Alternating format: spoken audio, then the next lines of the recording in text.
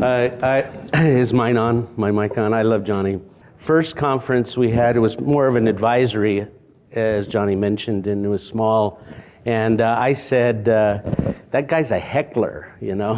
he'd sit in there and he'd ask the hard questions, and then he'd get all these people around him, you know, that would kind of follow him. So I knew I had to get to know him. So Johnny, I love you. And so we're glad to have him here. We're coming to a close of a conference, and I wanted to ask Carolyn if she wouldn't mind coming up here for a minute. Carolyn, who's got the mic? You haven't heard from her before, but I've had on a few occasions the last couple of days, and a couple of times last night when we were at the Olympic Park, and one of I don't know her name. She's a spouse of one of the people here, one of the teachers, and she said, everything's so detailed. Even, you know, I've got my own side on the card, you know, where what I do, and we spent a lot of time. Who is in charge of the event and the committees that were involved, and it was Carolyn's. I'm going to give her a few minutes to. You don't know her. She stays in the background. She's the one. So, just say a few words. No, thank you.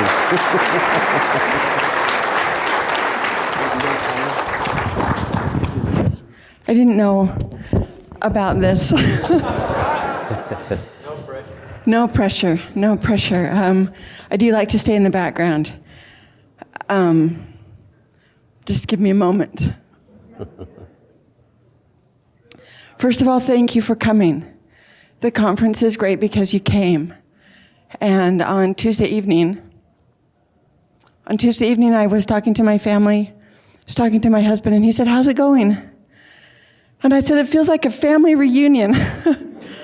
Everybody's here, and that's what it feels like. So I hope that you felt that too. It is a lot of fun, a lot of fun. I will always have good memories. I hope you will too. Thanks for bringing your families. I've had a great time with a lot of them in different places, and I hope I've been able to talk to most of them and most of you. It's fun to hear your stories. I hope you've had a great time. I want to say thanks to Noel. He's the one that allows me to do the things that I get to do, and he has been a blessing to me and my family for many, many years. And I'm very grateful for him and for Carrie and for their family and for TestOut. And it's fun to be part of this last session and hear some of your questions and your ideas, and to hear Johnny speak. I've heard about you for a long, long time. It's nice to finally see you. It's good to look out and see who's here. Thank you for coming. You are the most important part, and I appreciate that.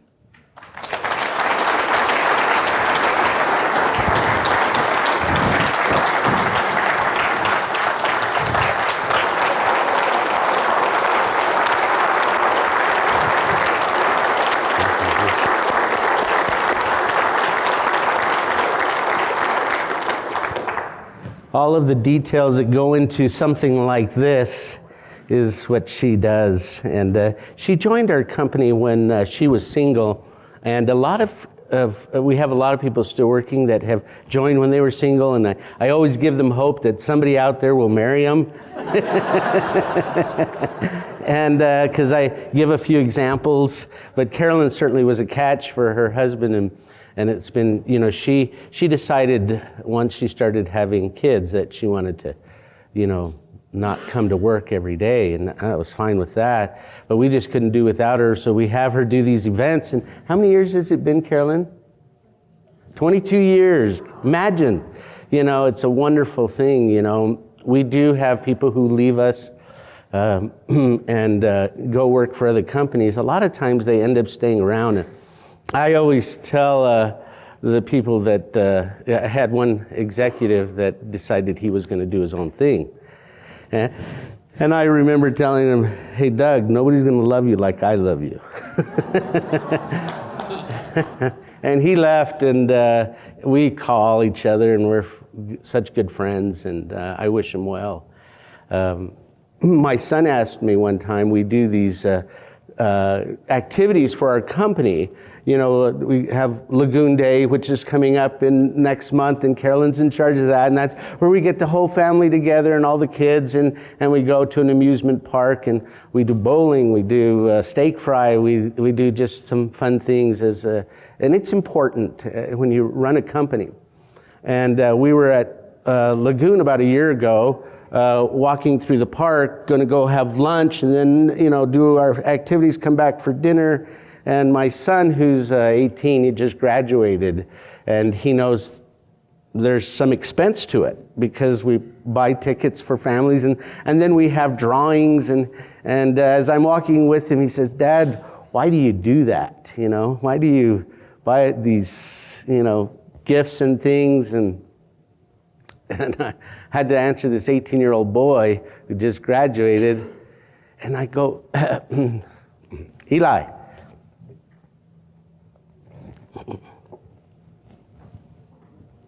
I'm a passionate guy, Johnny. I got a lot of passion." And I said to him, "Eli, they need to know that you love them, you know." And is it strange for a CEO in the closing remarks to say, "We love you," you know? We're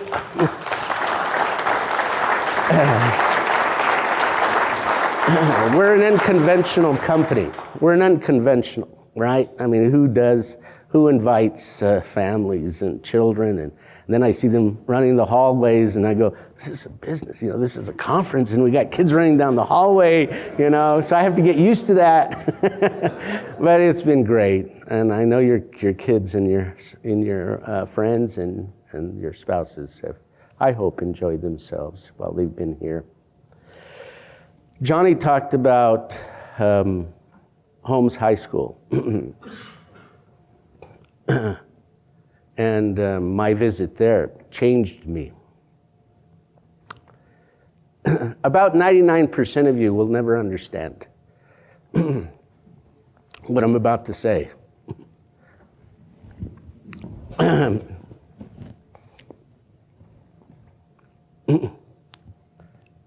Excuse me. But I believe that 100% of the kids that I talked to at your school understood. There was a bond. There was a connection that we made. And when I walked away and was on the plane, I thought to myself, my kids, my own kids, I have 6, will never understand what I just told these kids. They just couldn't. And I wrote that down, and I wrote these words. I said, excuse me, by the way, I'm too passionate. I said to myself, and I wrote these words down. I said,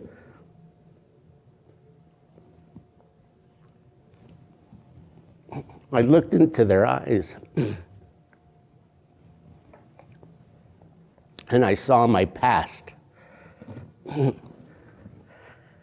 I said, I hoped when they looked in my eyes, they could see their future.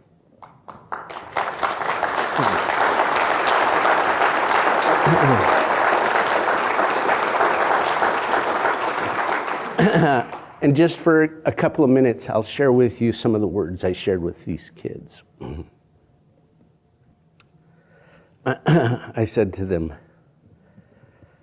you know, we have something in common, you and I. We have a mother, and our mother loves us. And I said, your mother doesn't want you to join gangs, and your mother doesn't want you to take drugs. I know I have a mom, and I grew up like you did. And we talk about things. I lived a block away from a bar, and And it was, with 10 kids in the family, it was a little rough, you know. And I said to them, you know, the most important thing is that you have hope, because without hope, nothing motivates you. You have no vision. And I said to them, we talk about food, because food's an important thing, as you can tell with me. We talk about beans and rice and tortillas. And I said, you know, when I used to come home from school, my grandmother always had a pot of beans and some rice and tortillas. And, you know, there's nothing like a tortilla with butter on it. And of course, I got them captured because they knew, like I knew, you know, what it's like to grow up like that. And I said to them, one day,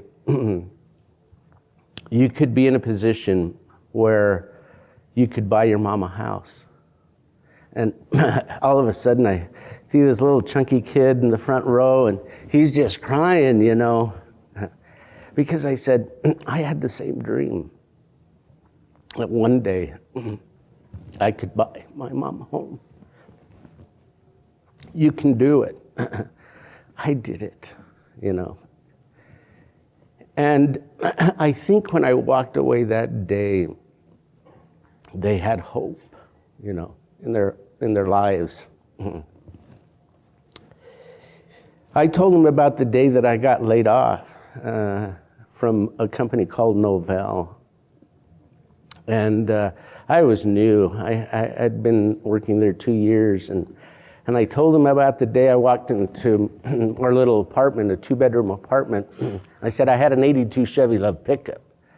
And I walked into the living room early that day, and I told my wife I'd lost my job, and she asked me, why are you home? And I said, I hugged her, and we hugged, and she cried, and I hugged her.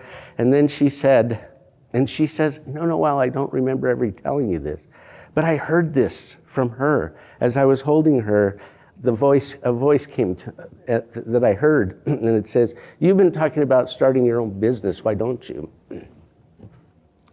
And I tell these kids that I got laid off on Thursday, and on Monday, I told them I put on my church clothes. I call them my church clothes, you know, the nice pants, a white shirt, a tie, and as my wife looked at me from the covers, she said to me, what are you doing? And I said, I'm going to work. And she said, she asked me, what are you doing? I said, I'm going to work. She goes, where do you work at? And I said, I'm starting my own business. And she said, well, what is it? And I said, I don't know. But I had a little desk there in my bedroom, and every morning I dressed up. And I asked the kids, why did I do that? Why did I dress up? What was the purpose? Nobody was there. It was just the 2 little girls, my wife, and it was right. It was this. I said, guys, I needed to change this. And you need to change this. You know, you need to change that. If you can change that. So every day I woke up and I dressed up with a tie on, and I went to work.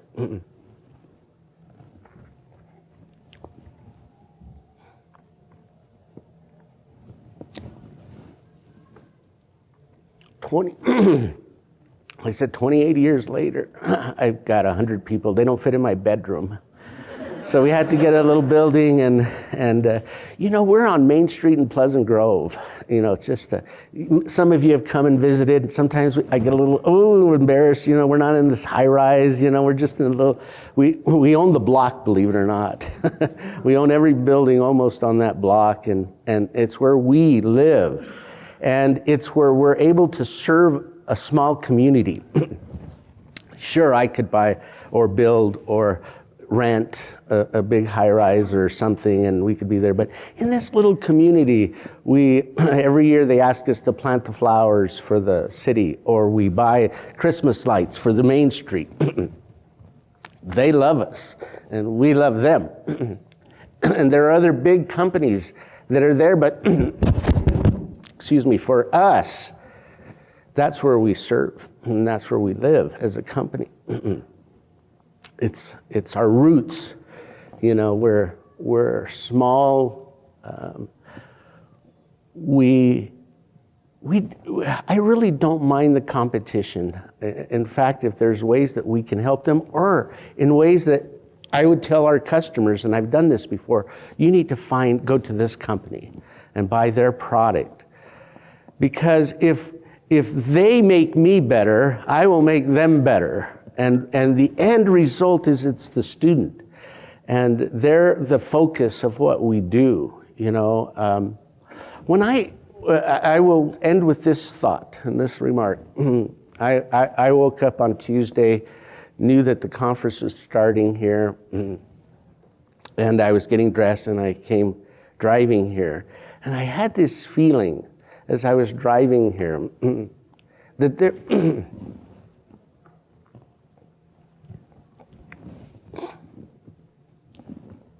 excuse me, this is the thought that came to my mind and the feelings that I had. This was going to be a special time. This conference was going to be unique. And I felt that. For whatever reason, if it's only for one of you that we did this for, you needed to be here.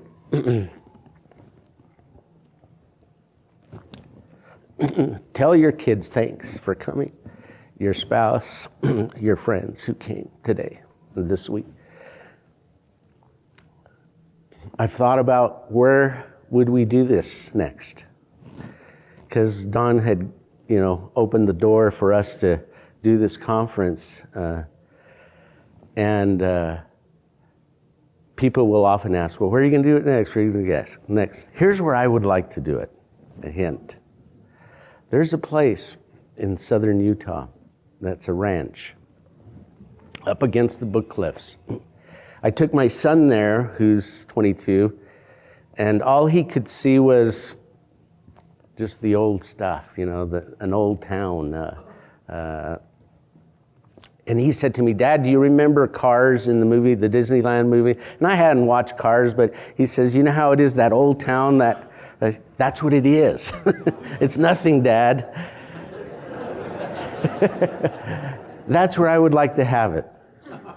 It's in the middle of 3 national parks. And to me, it's beautiful. To him, it was the old Cars movie. So if we can have it, that's where I'd like to do it next for you guys and your families. Thank you so much.